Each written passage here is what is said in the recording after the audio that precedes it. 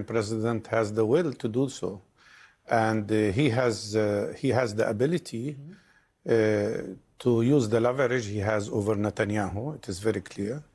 But also, most importantly, the last fight with Iran has shown two things. First of all, that Israel, without the United States, is incapable of attacking anybody.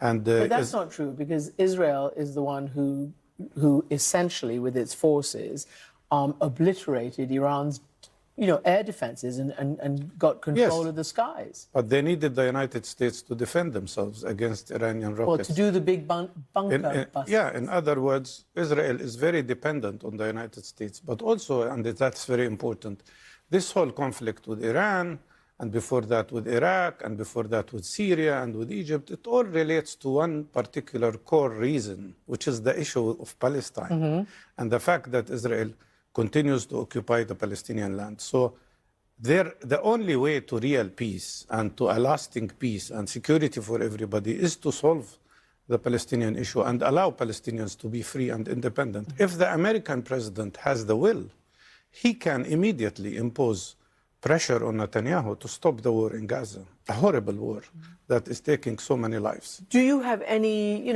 sources and people who obviously you're connected with on this very personal and political issue for yourself in the region, who are giving you any hope that there might be some breakthrough? I mean, if President Trump says, quote, very close to a deal, and Hamas says, yes, but there are other issues, do you think it's possible? The deal is quite possible, and actually not only about releasing all the 10 Israeli prisoners or captives, but actually the release of all Israeli captives in exchange of stopping the war. And I think Hamas has been ready for that for a long time. The question is, can the United States force Netanyahu to give up his original plan, which is to keep pushing Palestinians out of every place in Gaza into what could become a concentration camp near Rafah, and to give up his plan of total ethnic cleansing of Palestinians in Gaza? That's the